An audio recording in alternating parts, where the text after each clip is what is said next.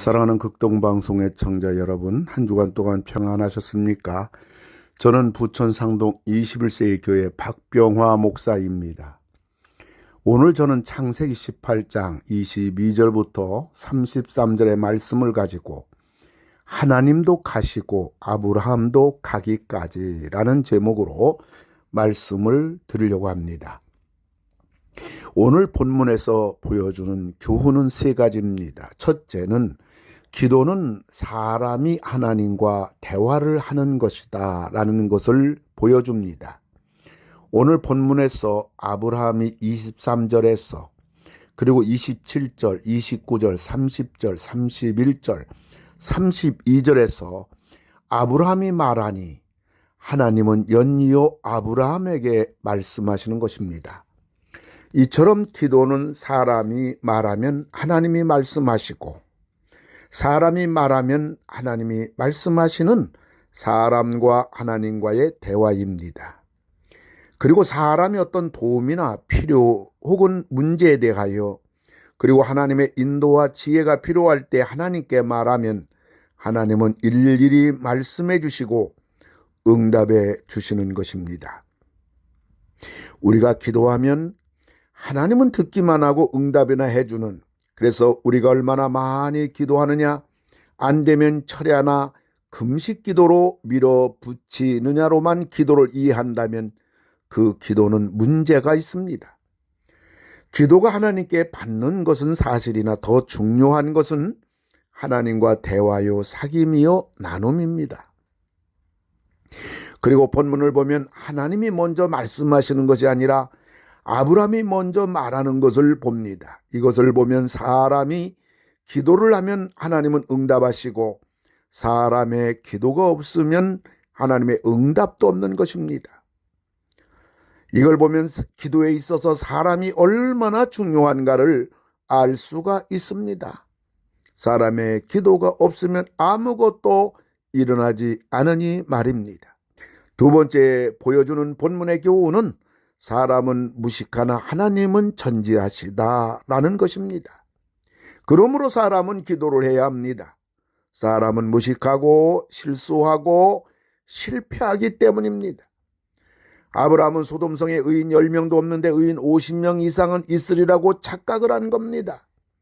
그래서 아브라함은 하나님께 따집니다. 24절 보면 그 성중에 의인 50명이 있을지라도 주께서 그곳을 멸하시고 그 50의인을 위하여 용서하지 아니하시리까? 무식하니까 따지는 것입니다.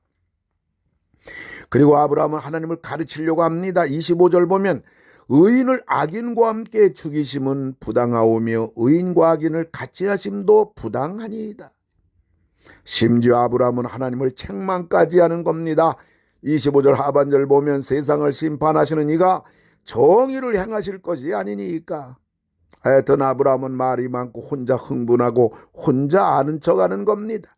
무식의 극치입니다. 그러나 하나님은 어떠하십니까? 점잖으십니다.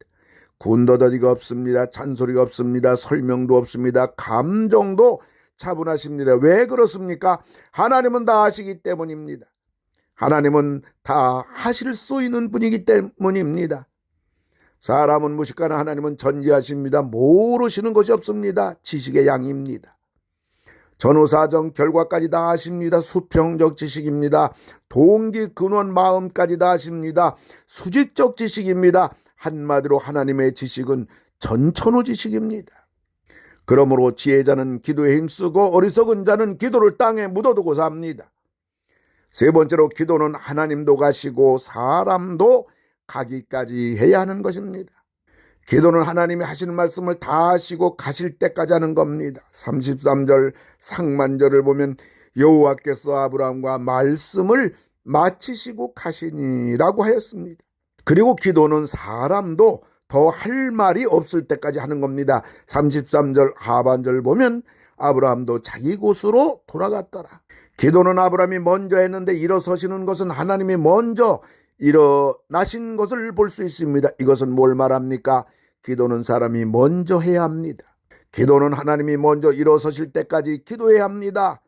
우리가 기도할 것이 없을 때까지 기도해야 됩니다. 그리고 하나님께서 되었다 그만해도 된다. 내가 응답하마 할 때까지 기도해야 합니다. 죽을 일이 생겼습니까? 살려달라고 계속 기도할 것입니다. 어차피 죽을 거 살려주시면 주의할 것이요 죽으면 천국 갈 것이 아니겠습니까? 망했습니까? 불가능합니까? 내 뜻대로 내 힘으로 안 됩니까? 그러니까 기도하는 것입니다. 내가 할 수 있는 것이라면 내가 하지 뭐하러 기도합니까? 못하니까, 불가능하니까, 도움이 필요하니까 기도하는 거 아니겠습니까? 그런데 기도 중에 뭐니 해도 가장 좋은 기도는 새벽 기도입니다. 왜 그렇습니까? 기도를 많이 할 수 있습니다. 하루를 기도로 시작하기 때문입니다. 그리고 기도를 깊이 할 수가 있습니다. 하루를 주님께 맡기고 주님의 인도를 받을 수가 있습니다. 그리고 기도를 규칙적으로 할 수 있습니다. 무엇보다 새벽에 일어나는 것은 건강에 이르는 지름길입니다. 사람이 기도가 무엇인지 안다면, 기도의 힘이 어떠한가를 안다면 그 사람은 다른 방법 안 씁니다. 전천후 기도의 방법을 씁니다. 모세는 기도를 통하여 홍해를 갈랐고, 여호수아는 기도를 통하여 여리고성을 무너뜨렸으며, 히스기야는 기도를 통하여 죽을 병을 살아났고, 다니엘은 기도를 통하여 사자 입을 막았습니다. 에스더는 기도를 통하여 나라 살렸고, 바울은 기도로 막힌 옥문이 열리고 꽁꽁 묶여진 쇠사슬이 벗겨졌으며, 스데반은 기도를 통하여 하늘문이 열린 것입니다. 그리고 사도 요한은 기도를 통하여 계시록의 환상을 본 것입니다. 기도가 소망이요 힘이요 승리요 기적이요 치유요 해결이요 응답입니다. 하나님도 가시고 아브라함도 가기까지 기도한 아브라함 18장 기도는 어떻게 되었습니까? 19장을 보시기 바랍니다. 하나님은 두 전사를 보내 엄청난 일을 하시는 현장을 보게 됩니다. 이처럼 우리들의 기도는 반드시 응답을 이끌어내는 것입니다. 하나님은 우리 기도에 대해서만큼은 책임을 지시는 분입니다. 다시 말하면 우리의 책임은 기도요, 하나님의 책임은 응답입니다. 결과는 뭡니까? 19장 29절 보면 하나님이 그 지역의 성을 멸하실 때 하나님이 아브라함을 생각하사, 하나님이 무엇을 생각했단 말입니까? 아브라함의 기도를 생각했단 말입니다.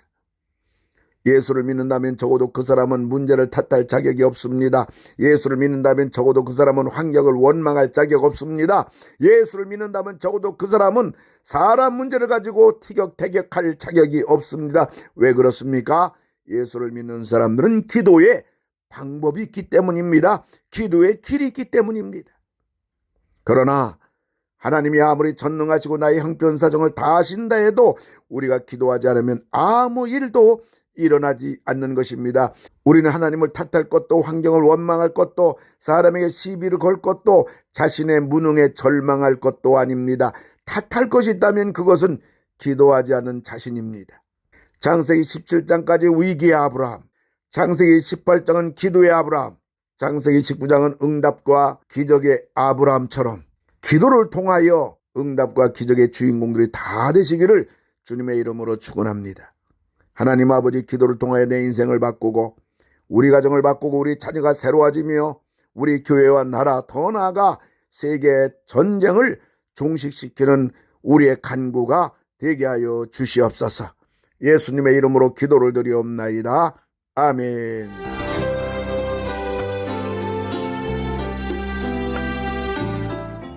내가 매일 기쁘게 지금까지 부천 상동 21세기 교회 박병화 목사님께서 말씀 전하셨습니다. 오늘 말씀 들으시고 신앙생활에 도움받기 원하시는 분은 지역번호 032-245-1004 245국의 1004번 부천 상동 21세기 교회로 전화하시기 바랍니다.